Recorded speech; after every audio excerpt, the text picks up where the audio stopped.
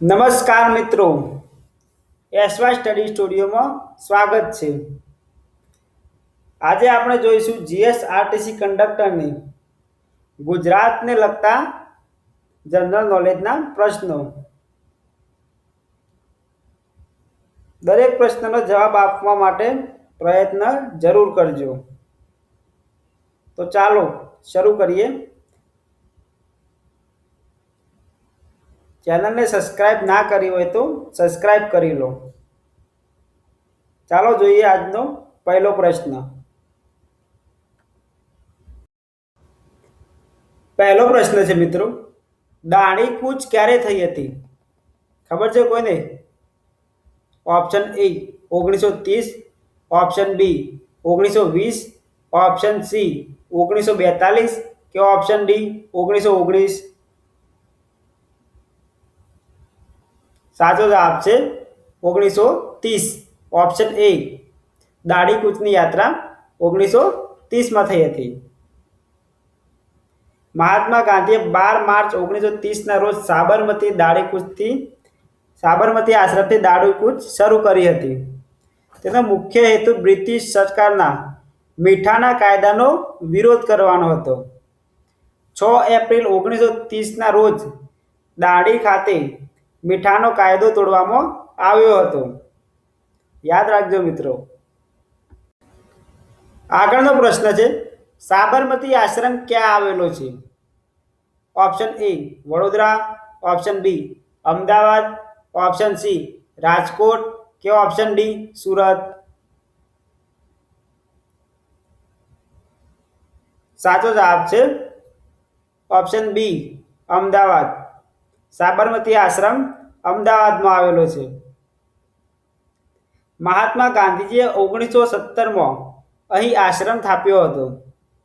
દાઢી કૂચની શરૂઆત પણ અહીંયાથી જ કરવામાં આવી હતી. આગળનો પ્રશ્ન છે, સોમનાથ મંદિર ક્યાં આવેલું છે? Option A Dwarka, option B Prabhas Patan, option C Junagadh કે ઓપ્શન ડી પોરબંદર.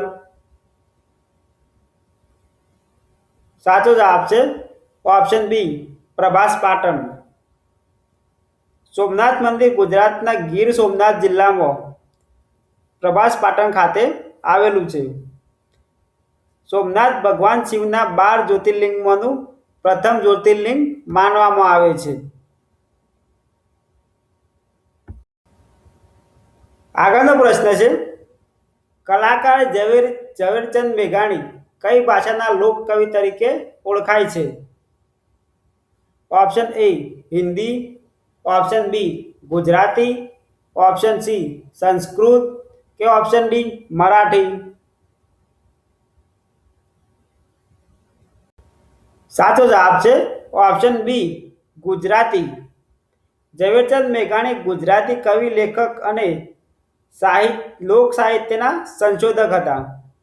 તેમને મહાત્મા ગાંધીજીએ રાષ્ટ્રીય શાયરનું બિરુદ આપ્યું હતું.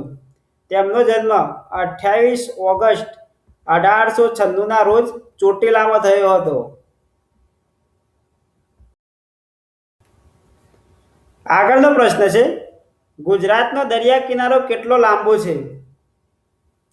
Option A 1200 kilometre, option B 800 kilometre, option C 600 kilometre કે ઓપ્શન ડી 1600 કિલોમીટર. સાચો જવાબ છે ઓપ્શન ડી 1600 કિલોમીટર. ગુજરાત ભારતનો સૌથી લાંબો દરિયા કિનારો ધરાવે છે. ગુજરાતનો દરિયા કિનારો અરબી સમુદ્રને અડીને આવેલો છે. પરીક્ષામાં ઓકળો પૂછાય ત્યારે આપેલા વિકલ્પોમાંથી સાચો વિકલ્પ અવશ્ય પસંદ કરજો અને ધ્યાનથી જોજો.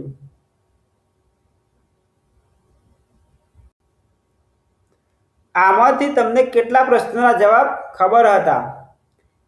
તમારો સ્કોર કોમેન્ટ બોક્સમાં જરૂરથી જણાવજો. અને હા, આવી જીએસઆરટીસી કંડક્ટરની તૈયારી માટે ચેનલને સબસ્ક્રાઇબ કરી દો, વિડીયોને લાઈક કરી દો.